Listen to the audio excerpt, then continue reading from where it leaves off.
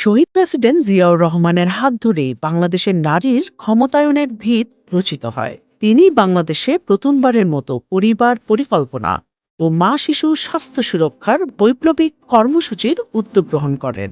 রক্ষণশীলতার দেয়াল ভেঙে তার নেতৃত্বেই জাতীয় উন্নয়নে নারীদের সম্পৃক্তকরণ ও নারীদের ফুটবল খেলায় অংশগ্রহণ শুরু হয়।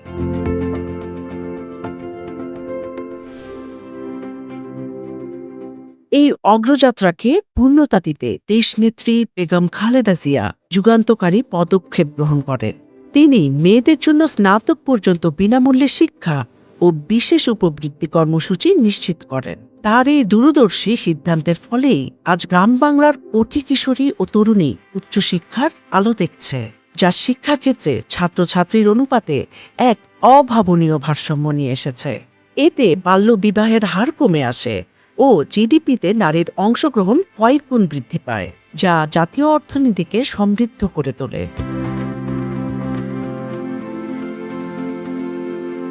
সে ধারাবাহিকতায় বর্তমানে গণপ্রজাতন্ত্রী বাংলাদেশ সরকারের প্রধানমন্ত্রী তারেক রহমান নারীদের জন্য ডেডিকেটেড বাস সার্ভিস চালু করতে যাচ্ছেন।